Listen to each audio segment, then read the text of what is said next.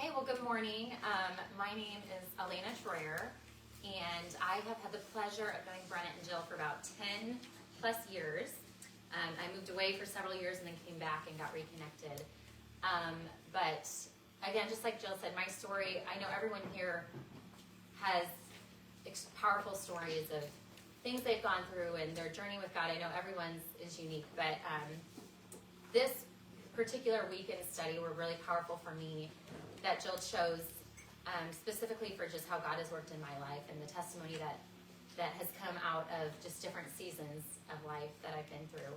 And I was telling them last night that it's interesting to me because gratitude was something that before really I started walking with God was something I wasn't really great at. I was always kind of a pessimist. Everything was always the glass kind of half empty, and we'd always, I was joking that my mom and my aunts and my cousins, we all just kind of sit around and gripe together, and we always just kind of we would always sit around and who has it worse, and kind of just, oh, let's all be miserable together, and that's just kind of how we would always bond and sit and be. And so over the years, that has really changed in me, and I've gotten to really see the silver linings, and more than the silver lining, the golden overarching theme in a lot of it.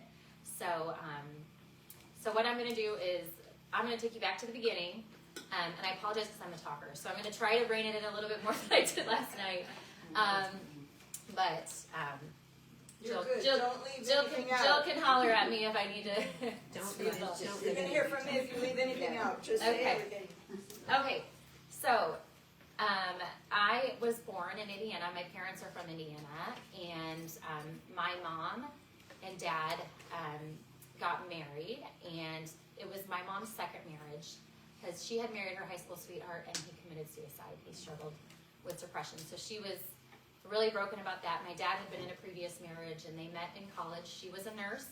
He was a pharmacy student who was going back to medical, who decided to go back to medical school to become a doctor. So they met in college, they got married, they had my brother who's 2 years older than me, and then they had me. And my dad was a doctor going around in residency, and when I was 4 years old, he got caught up with one of the nurses at the hospital and had an affair that my mom walked in on, and it changed our family a lot. And those are some of my first memories, is just some of the heated arguments and all that happened, and it evolved more because my dad ended up marrying this woman. And so at that point, we were living in Texas, and so my mom took my brother and I and moved up north back to Indiana where we're from. And because of the financial situation at that time, my mom was working 2 jobs, and she took on all of my dad's medical school debt in her name so he could get through medical school because his credit was poor. So when they got divorced, my mom took all the debt with her, and my dad graduated from medical school the next year, scot-free. And so that affected how my mom's outlook on things. There was bitterness, there was hurt. We were constantly sort of reminded of, we are living in poverty because of your dad's ability to do this, and it was hard. We were not doing really well. We didn't have a ton of money. We lived on the south side of Chicago, but in that season we moved in with my grandparents, who didn't have much, but they loved us and they were so good to us, and I felt safe. I felt, I was sad about my dad and all those memories, but I felt good, and I had a safe place. And in that season, my mom started dating a bunch of different men and, everything. And then she eventually married a man when I was in 3rd grade who had 2 kids of his own. So we had my stepsister who's a year older, and my stepbrother who's 2 years younger than me. And when she married them, they moved into our home, and they were victims of some pretty severe trauma themselves. Their birth mother was an alcoholic and abusive, and one weekend she dropped them off for visitation, and then she just never came home. She never came back. And when my stepdad went to take them back to their mother's house, the house was boarded up, it was vacant, and they have not seen her since. And she left in the night, and so because of that, they had a lot of trauma that they brought into our family. And there was just brokenness, on my mom's part, on my stepdad's part, on my siblings' part, and there was so much disjointing in our home. And it got heated a lot, and it got to the point where they would get in altercations a lot, where the police would come and have to break it up, and we would be at different events, and I would get pulled out by the police, and I had to get taken away from them for a while. And as I got older, I had my parents, when I was 13, my mom and my stepdad had my little brother when she was 44, and he was born with special needs. And so as I became a teenager and went into college, and when I was a newlywed, there were several times when I had to take custody of him because of some of the confrontations that were happening and some of the consequences of the legal system. So all throughout my high school years, I was very, guarded.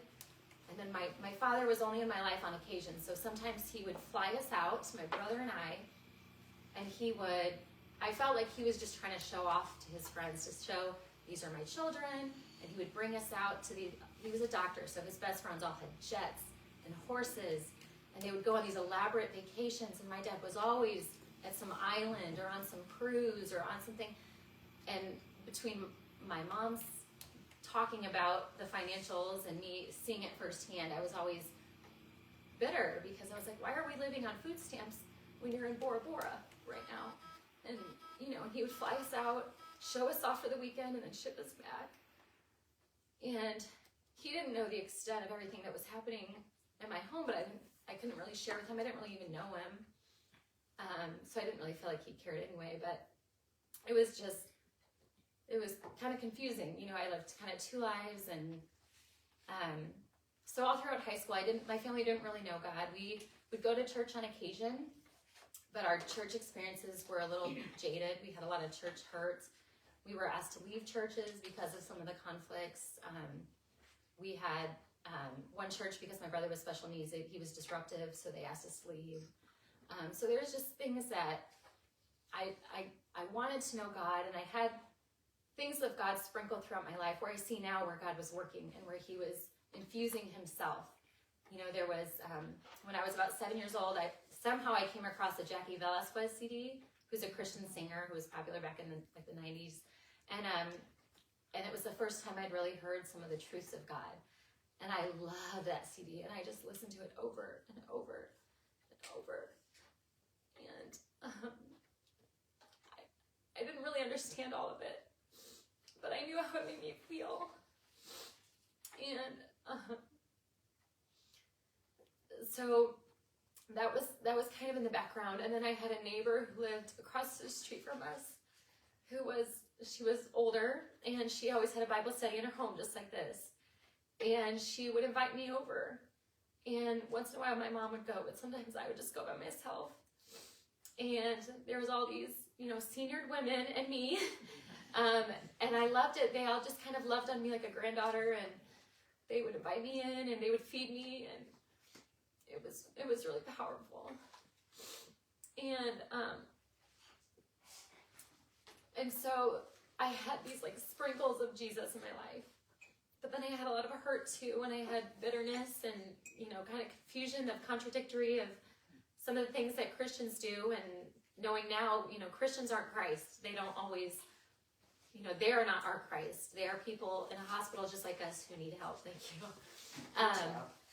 And so, but at the time I didn't fully understand that, and I was critical of it. And so that's when, as I was getting ready to go to college, another thing about me is I had two things that I felt safe with. So my best friend who lived on the street, her family took me in. And they were not Christians, but they lived more like Christ than any Christians that I ever knew. And they took me on every family vacation. I spent the night at their house all the time. They took me to school. I did chores. I had a chore list just like my friend. I had a chore chart and everything. We would sing Share and clean the mirrors and all the things. And I was their family, and they just took me in, no questions asked. And so that was my safe place. And then my other thing that really, I think, kept me on a straight and narrow was I was a dancer. And I was a very talented dancer, and I was dancing all the time. I got into a dance program. I was on a competitive team. I would compete at state and all these different international things. And even though it was really expensive, God always opened these doors where I would get a scholarship, or the owner, now looking back, he just happened to find a fund that, there would magically be money. And now looking back, I see kind of how God intricated it all. But somehow he always made a way, even though I didn't know how. And that was my safe place. They were family. I felt confident. I felt like I had value. I was talented. So that was really the thing that kept me kind of out where my siblings kind of fell off the wagon a little bit. That was my lighting point. So enter college. So then I leave my family. I go to college. I went to Purdue University, which is in Indiana, where I'm from. And I was invited there with a scholarship for dance. I was double majoring. So I was an elementary teacher and a dancer. And my two specializations were ballet and hip hop, which are kind of different. But so I was on point 6 days a week in toe shoes, and then I would, in the nights and the evenings, I would do all the hip hop classes and trainings and things like that. And so. Hey, sweetheart, could you just for a minute tell what happened at 16 and how that impacted you? Oh, yes. Okay, so my sister, my stepsister, she, in the midst of all of her trauma, she made a lot of poor choices. So she was constantly getting in trouble for shoplifting and drinking and being out with boys that were way too old for her. And so one night when I was 16, it was a school night, and I worked at a steakhouse, and I was closing down the restaurant that night. My sister called me, and she said, "Hey, I'm at a party, and I don't want Mom to know I'm here. Can you come pick me up?" So I was like, "Sure. Tell me where you are. I'm shutting the restaurant down. I'll be there soon." But I'm like, "It's a school night, and I have homework, and it's 10 o'clock, and so like when I get there, like be ready." So I get there, and of course she's not ready, and this is she's not ready. She's like, "I need you to come in." So I was like, "Okay, I'll come in for a minute. Where are you?" I parked, I went in, and she was with like a 30-year-old, she's 17, I'm 16, and she was with a man who was like about 30. And I was like, "What are you doing with him?" And he had a friend, and I'd seen them before, and his friend was interested in me, and my sister was interested in that man, but he made it clear that he wanted to make a deal for his friend too, that I would be interested in his friend and he would be interested in my sister. And I had no interest in it. And so she got me a Gatorade, and she said, "Just wait here for a few minutes. I need to wait for my other friend." She had some stories. She needed me to wait around for something. So I was like, okay. So I drank the Gatorade, and she had roofied me. And so she put drugs in the Gatorade, and I have no recollection of that night. So I woke up the next morning. I missed school, and I was in their room, and my parents had gone to work because we would get ourselves up at that point. We were in high school. We would drive ourselves, and I asked my sister, I'm like, "What happened?" Because I had never drank alcohol. I kind of knew about roofies, but I didn't have any personal experience with any of that. And I was so confused. I didn't understand what happened, why I didn't remember the night. Last thing I remember was sitting there waiting for her, and I had no memory of it. And she kind of just played it off, like, "Oh, I don't know, you were just really tired." She kind of didn't acknowledge it. And as the days and weeks went by, I started putting the pieces together and kind of figuring out what had happened. And to this day, I still don't know what happened to me exactly. But I do know that my sister, she got clean. She struggles with alcoholism, so she got clean for a while, and she wrote me a letter. And she did apologize for it and confess to everything. And but her and I both really don't know what fully happened that night. And so that next day, I was so hurt and confused, and I couldn't tell my parents because it was so heated already with her and my parents that it would just get physical, and I didn't want it to do that. And so I kind of just kept it to myself. I didn't say anything. My friend knew, but I just didn't, and I didn't have any proof. I didn't know what happened. I had no idea. I still really don't. So I couldn't really tell anyone because I didn't know what to say. And then a few months later, the following year, again, my sister, I was on homecoming court, and she was bitter about that. And so she decided to steal several things from the school. And she turned them into the office and told them that I stole them so I wouldn't be on the court. And again, I felt so betrayed because I felt like I was going out of my way I would invite her to things because she didn't have a ton of friends. She kind of pushed people away a lot. And I invited her to things and I included her in things. And I just was so hurt and I felt so betrayed and I felt alone in all of this. And so that kind of leads you into my college experience. So I get to college and I have this scholarship and I'm a dancer and I join a sorority and I kind of was carefree for the first time. I didn't have to worry about my family and protecting my siblings and the police and the drama. And I kind of just was like, woohoo, you know, I'm in college and I was doing well in dance and I was getting attention from boys. And I was, you know, I thought I had the world ahead of me and I thought it was great. In my sophomore year, I noticed I had a lump on my ankle. It wasn't very big and it wasn't painful at all. So I didn't do anything about it. I asked my ballet instructor what it was, and she thought, you know, you probably just rolled the muscle, just ice it and heat it. And she didn't want to lose me from the performance, so she said, just ice it and make sure you're back tomorrow morning. And, you know, so she didn't think anything about it, and neither did I. And I was home for Christmas break, and my mom's a nurse, so she brought it up to me, and she said, what is that on your foot? I was like, I don't know, it's some ankle injury I did in my toe shoes. And she said, well, that's weird. And that was kind of the end of it. She said, you really need to get that looked at because before you hurt yourself worse. And so I was like, okay, I will. But I was busy and I worked and I was double majoring and I was in college and it wasn't a top priority of me to make a doctor's appointment at that time.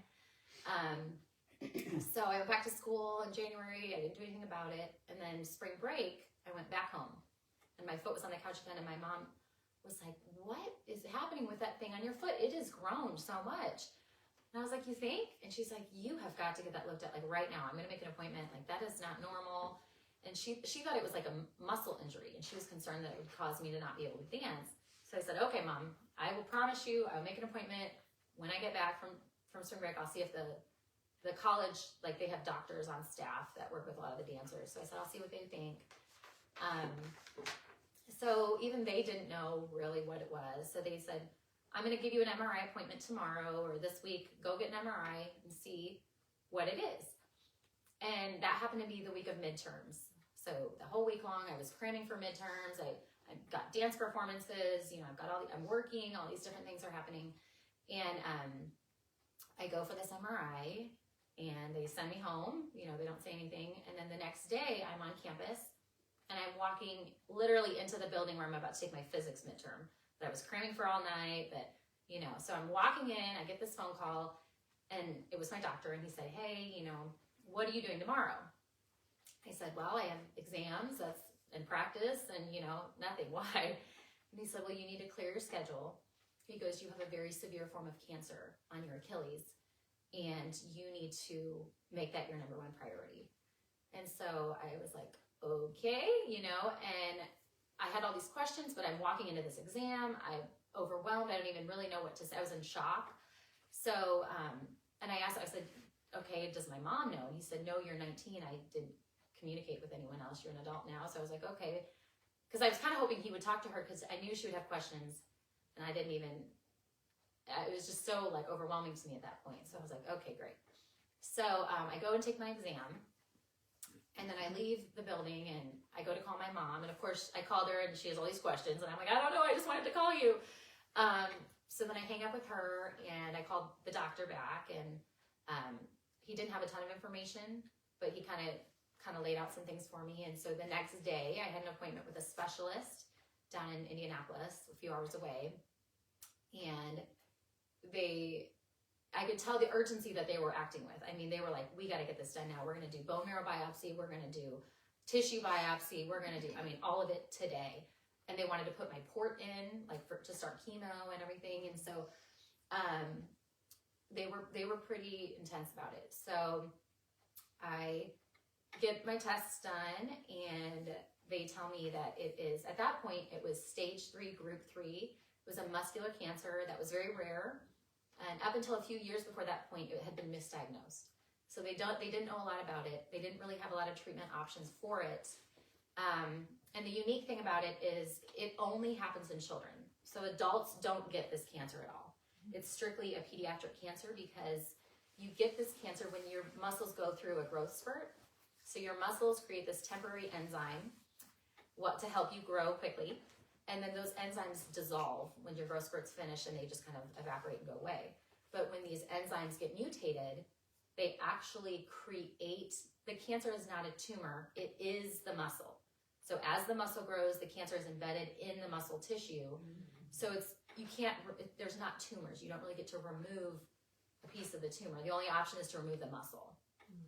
So at that point, they went ahead and told me, I went to a children's hospital specialist, and they wanted to amputate below the knee at that point because they said my chances were really bad. At that point I believe it was like 15% survival at that point.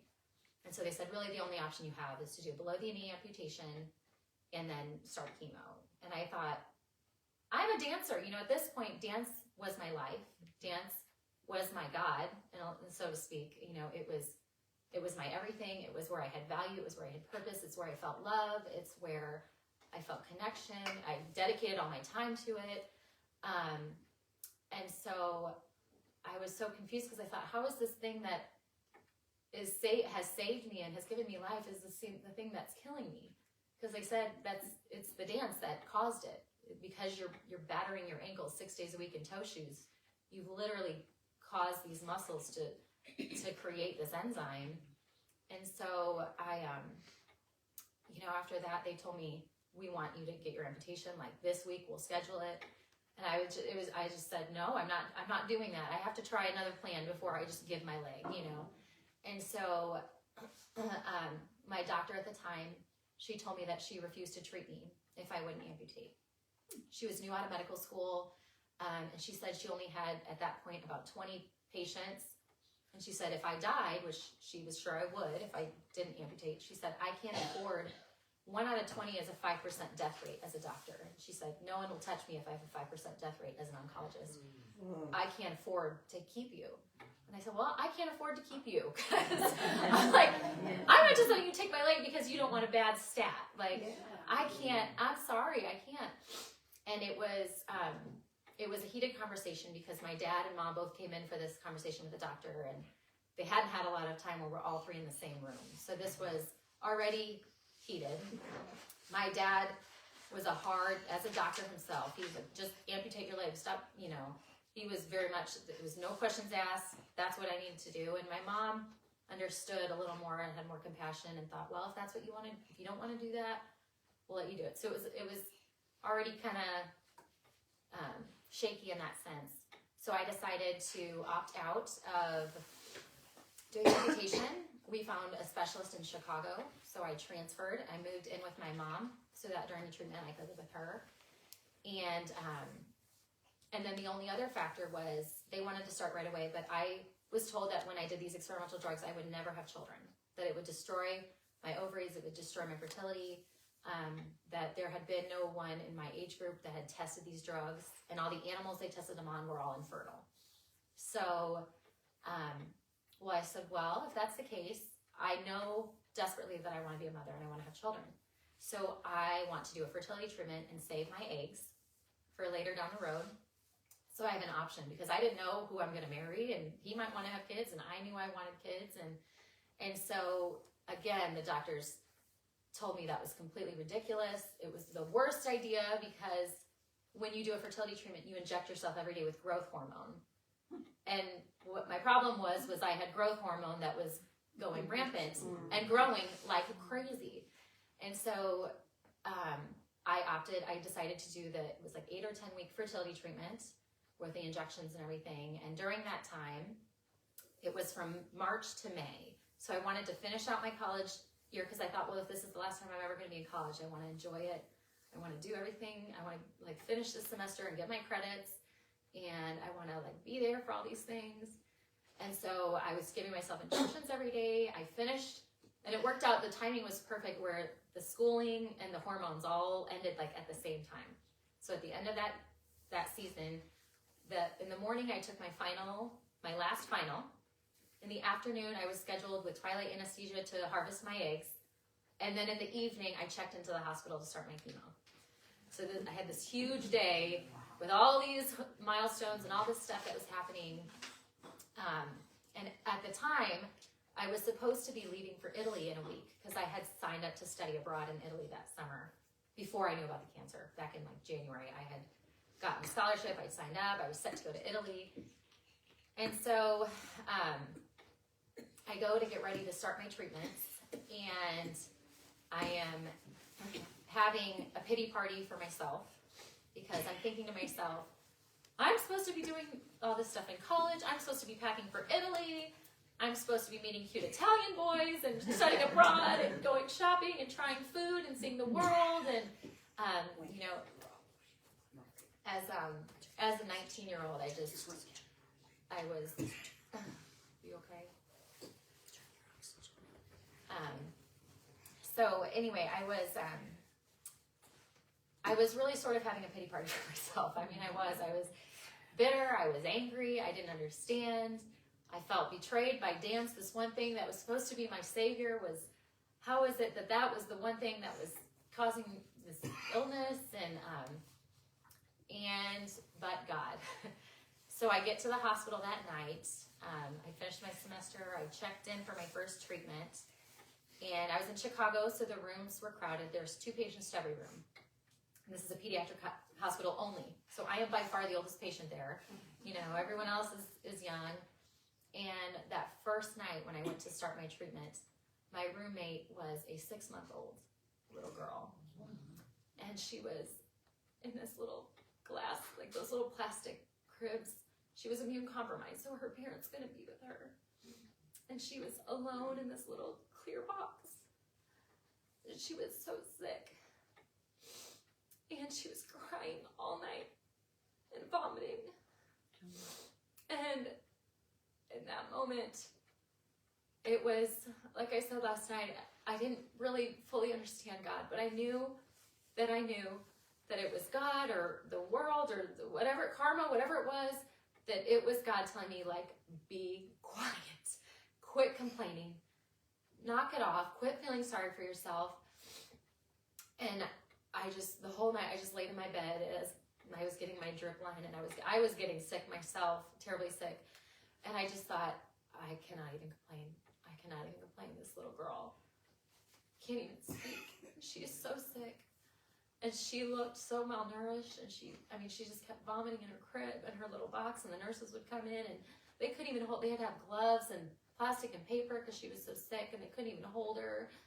And so from that point on in my cancer journey, I realized I had to quit feeling sorry for myself, and I needed to be grateful, and I needed to get a perspective change, because it was a long road ahead, and being surrounded by these children for all of my treatments, I think, was God's biggest mercy and eye-opening experience. Because it was funny, when I did my radiation, I had to go to the adult hospital, so I went to University of Chicago, and there was so much griping and grumbling and bitterness from some of the patients, and they would have stage 1, and not that to belittle that, but. And then I would go and do my treatment with these 6-year-olds who had stage 4, who had to get their eyes removed, and who had to get organs removed and amputations. And they would play and laugh and giggle, and they weren't bitter to the nurses, and they were joyful.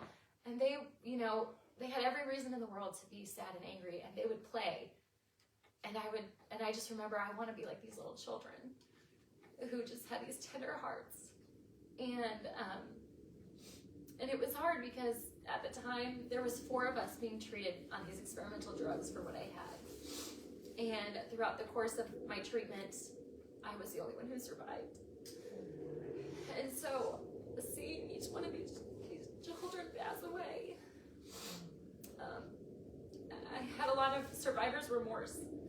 I couldn't understand why God gave me a second chance and not them. And especially because I was like, well, I kind of knew about God and I didn't really follow him, and why did he choose me? I already kind of failed, and so it was something I struggled with. And throughout my treatment, I was treated with chemo for almost 2 years, and during that time I took a break part of the way through to get radiation, and I was supposed to do 12 weeks of radiation, but about week 9 I was getting radiation burns so bad that it actually was getting to be 2nd and 3rd degree burns on my skin, and I had to stop and go do the burn unit for treatment because the skin was burned so bad. And as a result of the burn is I actually lost function in my left foot completely, and I had to go in a wheelchair. And they realized that they over-radiated me, and now I was in a wheelchair, they thought, for life. And so again, they said this was an experiment, we really don't know. We tried to get the cancer, but the cancer's still there, and if we radiate you anymore, I mean, you've lost function in your leg now, you'll probably be in a wheelchair for the rest of your life. So again, I thought, why would you have me go through all this radiation and then still not let me have my leg, you know? And so I kind of just thought, well, okay, that's how. Elena, when did your mom take you to the healing service? Oh, yes, thank you for bringing that up. Okay, I'll go back to that. So that was about week 6.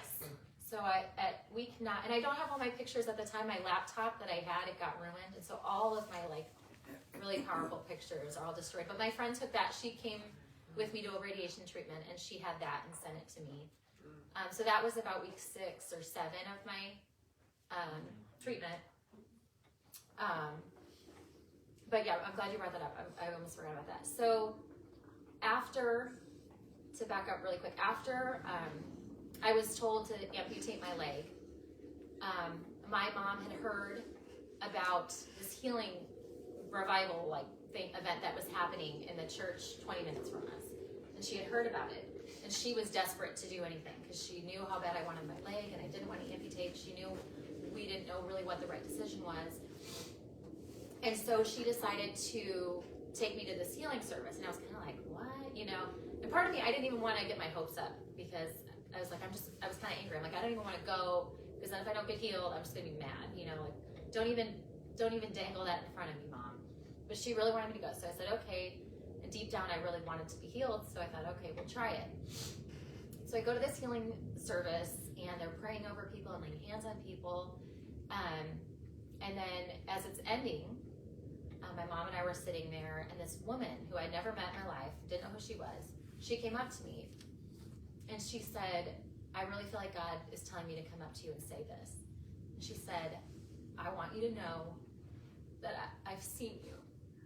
She said, I saw a vision of you years from now. And she said, you were on a couch surrounded by your family.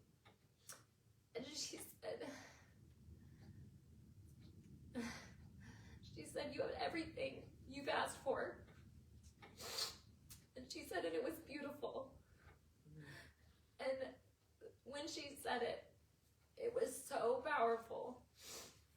And I didn't know what prophecy was or prophetic words were. I had no idea.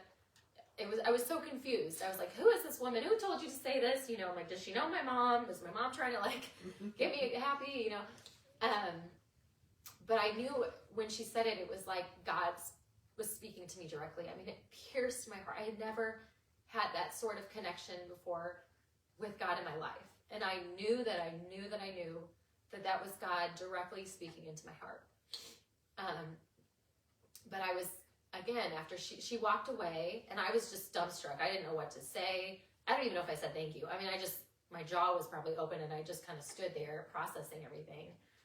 And she walked away, and after a minute, I started thinking, you know, again, well, are those my kids? Are they adopted? Do they look like me? You know, did I have my leg in the picture? Did I amputate? What did I do? Tell me more. I have all these questions now. I need a roadmap. How do I get there?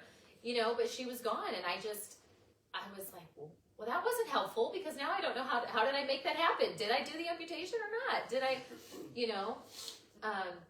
But it still brought me this peace. It just brought me this peace.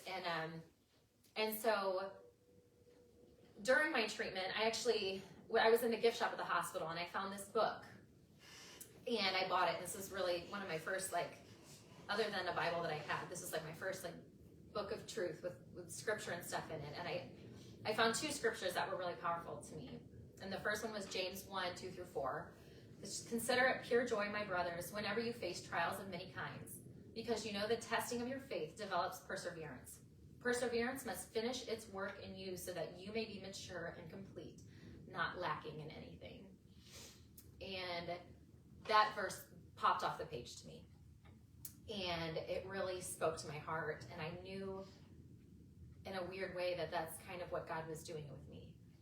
And I knew even as these other children were passing away from what I had, I thought, okay, God is using me for something bigger. Like, I can't survive this thing and go off and keep doing and living like I was living. Like, if I'm going to survive, there's a reason, and He is completing me, and He is carving me out. And so then there was another scripture, Mark 16:18, that I had stumbled upon early in my treatment, which is the verse, they will pick up snakes with their hands, and when they drink deadly poison, it will not hurt them. They will place their hands on the sick, and they will get well. And that scripture, I didn't even fully understand it all, but I knew that night that I read it in my bedroom that I was supposed to claim it. And I didn't really even know what that was. I hadn't really seen that model, but I started saying it out loud by myself in my room. I thought I was a crazy person, but I just kept saying it out loud. And then when I would go to get my chemo treatments, I would say, I will drink poison, it will not hurt me. And during my radiation, they told me that if the chemo didn't destroy my ovaries, the radiation would finish anything that the chemo hadn't destroyed.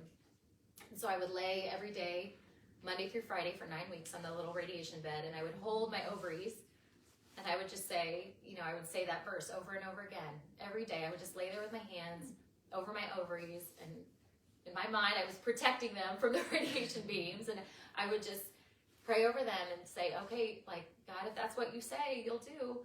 You gave me this vision. You told me I could have kids, and you put that on my heart, and so I would just claim that every day.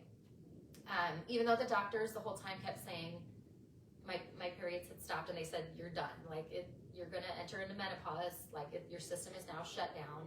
There is no children for you in the future. And so I mourned that. I kind of accepted that. I grieved that. I struggled because I wasn't married. I hadn't met my husband yet. So who's going to want to marry me? Like, who's knowing that I can't have kids and all this stuff that was going through my head. So anyway, as I'm finishing out my radiation, and I'm now in physical therapy to try to walk again, and I'm at that point from chemo, I had lost so much weight. I was 47 pounds lighter than I am right now. So I looked like a Holocaust victim at certain points. I was so malnourished, and they couldn't figure out how to keep my food down. I was getting IV food. I was getting, nutrition any way they could, and I couldn't keep it down. I was losing weight from all these experimental drugs. I was gray. I was yellow. I was green. My skin. They couldn't. I was an experiment. They couldn't figure out how to help. But at that point, something changed, and I started responding to the treatments, and the cancer started dying. And even in a wheelchair with what looked, so grim, because at that point I had a less than 5% chance of survival. And so it was pretty much a done deal. And my father, I had found out later, had already hired the musician for my funeral. He had prepaid. They had planned it. He had a song that he loved that always reminded me of him. And he reached out to the manager of this famous musician. He told him the whole story, and the musician agreed to come. My dad had already sent him like a retainer fee. He agreed to come when I passed, and he would play in honor. And so my dad didn't tell me that directly, but he told my mom, who told me. And so I had all these doctors telling me that I wasn't going to make it. My dad had already prepaid for the funeral, and so I kind of was like, okay, well, we're just going to ride this thing out and, make the best of it, I guess. And so in the midst of all that, I was volunteering on my days where I felt good enough. I was volunteering with the children at the hospital, and I got connected to a dance therapy program that I was volunteering with and doing as much as I could to help. Even when I was laying in bed, I would compile their newsletter and their email chains and stuff because it brought me joy and value, because otherwise I was just depressed. I was laid up in bed, and during that time my parents had separated again, my mom and my stepdad, and so my mom moved in with my and I had myself and my brother with special needs, and they would pay for groceries and stuff, but I was kind of taking care of him. But I see now in hindsight that it was really powerful because it kept me going. It gave me purpose, it gave me value. And I think had I not been involved in some of these things, I would have my mental state would have just shut down. So I was experiencing God again through these different ministries and these volunteer programs, and was getting sprinkled in. But anyway, the treatment started working all of a sudden, and no one could explain it. No one knew why. They kept thinking surely it's going to stop it. This is not going to keep going well for you. But it didn't. God showed up, and my levels started getting better, and I started gaining weight, and I graduated from a wheelchair to crutches. And I was doing physical therapy and all these different things, and no one could explain it. No one knew why. Everyone was pessimistic about it. Everyone's like, it's not going to last. It's not going to last. You're not going to do this. You're not going to do that. And I beat it, obviously. And I ended up making it through, and I stuck with physical therapy. And they said the reason they think that I was able to regain the ability to walk is because my muscle was so strong from dancing. That the strength of building that muscle up so strong is the only reason it survived the levels of radiation that I had gone through, because otherwise they said a standard muscle just wouldn't have. They said you had sort of like an Olympic size Achilles, and so your Achilles really was able to withstand more than your average person. And so I ended up surviving. And I went back to college. I missed 2 years, but I went back to college and I finished my degree. And that first weekend back that I was in college, is my husband is a year older than me, and he had just graduated, and he actually moved to Phoenix, and he was coming back for the first home football game because it was his friend's birthday, and they were going to do a big birthday celebration weekend for him. And that first weekend back, I was so excited to be back in school. I couldn't believe I had a new lease on life. That here I was, like I kept pinching myself, like I'm back in college and I'm alive, and it was so surreal because I thought I would never be there again, ever, in that context. And I was so happy. I was just so thrilled to just be there and just to be walking around and be a student again and not be in a hospital. And my husband came up to me and introduced himself. We had mutual friends. We were all at a tailgate together, and he started talking to me. And then that night he went to walk me home, and he went to put his arms around me and give me a hug and like kiss my cheek or whatever. Like he kind of like went, and his hand got caught in my wig. Because this whole time I had all these different wigs and everything, and I didn't even know what to say.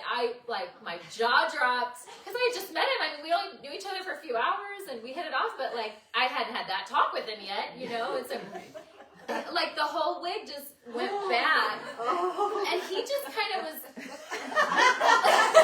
You could tell he was like confused, like he didn't understand what just happened, and I was just like, oh my gosh. And I just like word vomited all over him. I just was like, oh my gosh, I can explain. I just had cancer, but I'm good now. And I'm like, you know, blah, blah, blah, blah, blah. And I was just talking, and I was like, this guy is never going to talk to me again. This is done. Like, okay, you know, so I wanted to shrink under a rock and just run in my house and hide.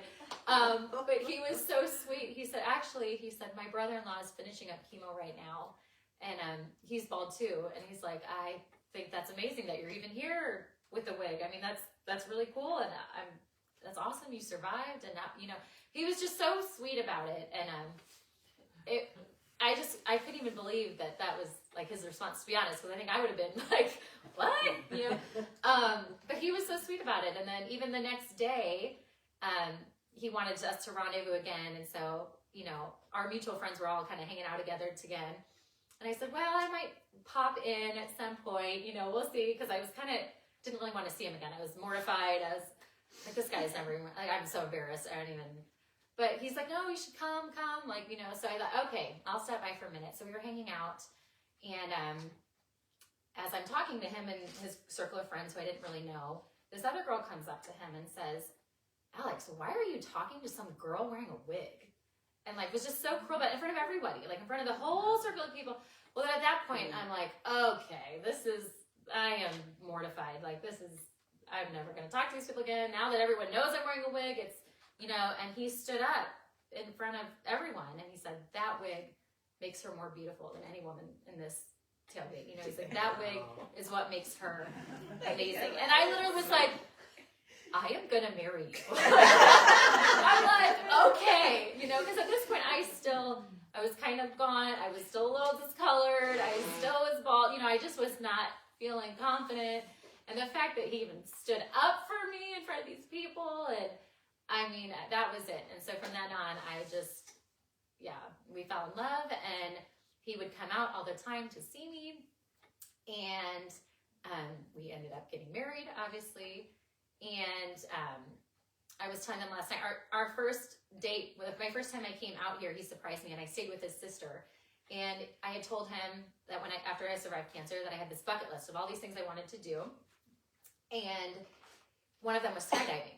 And so he thought, you know, I'm going to be really romantic. I'm going to plan this surprise for you. We're going to go skydiving on like our first date in Arizona, and which I normally would love, but we pull up to the skydiving place, and he's like, guess what we're going to do? And I was like, I don't know what. And he's like, we're going to go skydiving. And my first thought is, what happens if my wig flies off? I don't have another wig. Like, these are expensive, and they're kind of like, you know, they're custom sized and everything. I'm like, I don't have another wig, and if it goes flying as we're jumping out of a plane, you know. So I was like mortified, you know, and I was like, what do I do? And so I had the workers there found this old leather smelly cap that was in this locker. They felt it was like old, like a leather football thing that I had to strap on. So I wore that on our first date, and then later that weekend he had a motorcycle. He had like a crotch rocket, and he took me to Westgate to go like get dinner and have like a nice night. Well, he wanted me to put the helmet on, but the problem is when you take the helmet off, the wig sticks to the helmet. It's like Velcro almost. So there's like a Cardinals game going on. So there's all these people in the parking lot, and there's nowhere to hide because I can't like go in the car and take the helmet off. So I'm like in the parking lot trying to take the helmet off, not losing my wig. Like, so the whole weekend it was like all these like wig fiascos and all this stuff. And he was such a good sport about it. And yeah, so it's just kind of a funny memory now. But him and I ended up getting married.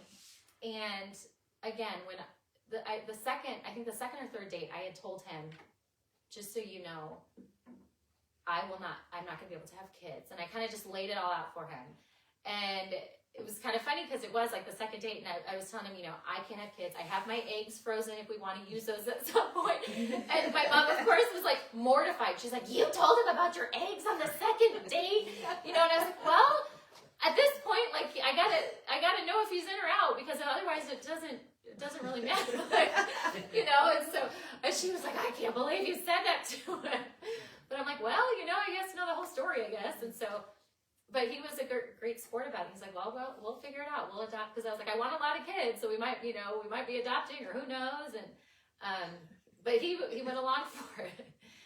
So we had committed that we were going to probably do a surrogate or fertility treatment. Like, we were going to figure out something. And so he's like, well, we'll save for it. If we want to do a surrogate, we'll just start saving and we'll make a plan. And so we get married, and then I got pregnant like right away. And I was so excited. I couldn't believe it. I just was like, this is God. At this point, I'm getting more involved with God and understanding and reading my Bible. And I'm like, this is my miracle. This is my miracle. And then I went into the doctor, and they said, you're going to lose the baby. There's no way. This baby's not going to last. They said, your hormones are so low, they're not even detectable. Throughout my treatment, they would check my hormones in my blood, and even like a 65-year-old woman, you can still detect, even who's post-menopause, she still has certain hormones that they can detect. Then about the time you're 75, 80, then some of those hormones kind of drop off the chart. And so they said, you're about in that range. You're not even detectable in this blood work. We can't even see some of these levels anymore in you. And so they said, we don't even understand how you're pregnant, but you don't have the hormones to sustain the pregnancy. And so I was crushed. I mean, I was devastated because I thought, why would you give me this and then take it away? Like, why would you even let me be excited about it? And so every appointment they would say, we can just set you up for abortion. Like, let's just abort the baby. Just end it. It's not gonna last. You're just gonna put your body through trauma, which has already been through a lot of trauma. You don't need to be going through all this trauma because the baby's not gonna last. And so they kept wanting me to end it, and it's not gonna last. But every appointment, I kept hearing the heartbeat.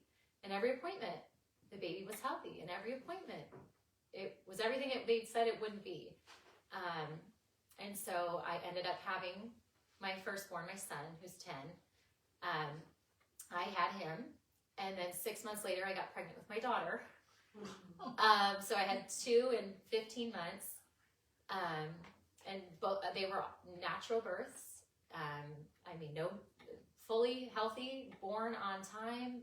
Everything was perfect, not a single issue at all. I had a natural birth. I mean, everything was perfectly normal, not anything wrong with them. And then again, I got pregnant with my third, my daughter. And she was born on my husband's 30th birthday. And then again, I got pregnant with my fourth, my son, who was also born on my husband's birthday.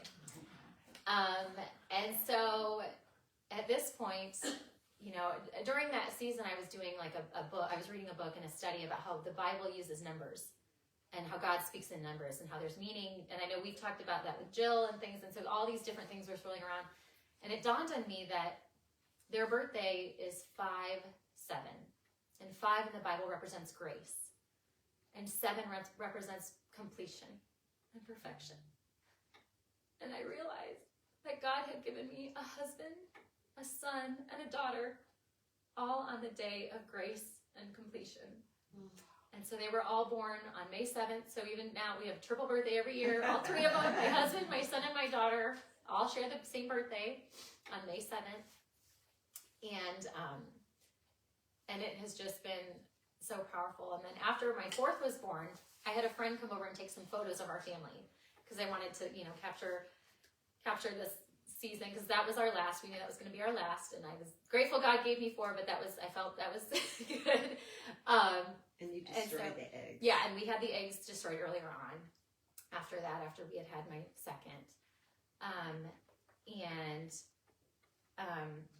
I had her come and take some photos, and then a few weeks later, I ordered prints for these photos, and they arrived in the mail, and I hadn't thought really about cancer in years. Like it happened years ago, and I was so in the thick of it. I had 4 kids, 5 and under, so I was in the thick of it. It was summer at this point. They were all home from school, running around. It was hot, you know, and I'm sitting there, and I got the prints that I ordered in the mail, and I'm putting them in a frame, and I'm getting ready to set them up on the wall, and as I'm getting ready to hang this photo, I just had this almost like this audible voice of God, almost like as I'm sitting there, not even thinking anything about cancer at all in any way.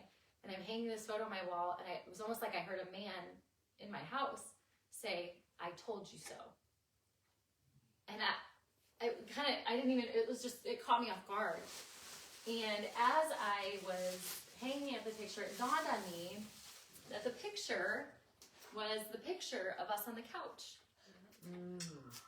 And the word of that woman before I started my treatment was that I saw you on a couch. She said, "You have everything you asked for." She said, and it was beautiful. And I literally had not thought of that word in years. And as I'm hanging, I'm literally sitting there like trying to figure out where to hang it. I literally heard someone say, "I told you so." As I'm hanging this photo on my wall. And I just broke down. I just started weeping and sobbing. My kids are like, "Mommy, what's wrong?" And I'm just thinking like ugly crying, like, "Oh." As I'm hanging this picture, and I thought, what a good God. I mean, that he had given me that word, and even if this wasn't the exact image she saw, the point struck home, you know, and it was so powerful for me and such a reminder of just how good of a God we serve, and his mercy and grace, and just the way that he has used me and my story. And since then, I just, you know, that flows out, like we'll talk about in our study in a minute, just that overflow that comes from the gratitude that we have from what we've been through. And I can tell you now, I would not change it. I would not take it back. Every single step of it has carved me out to be who I am. And I am so grateful for the opportunity to go through it all. And yeah, I think that was just, wow. Yeah, he has done a good thing, a good work in me, and I'm grateful, and I'm so happy to share that with you guys. And yeah. Praise the Lord. Thank you.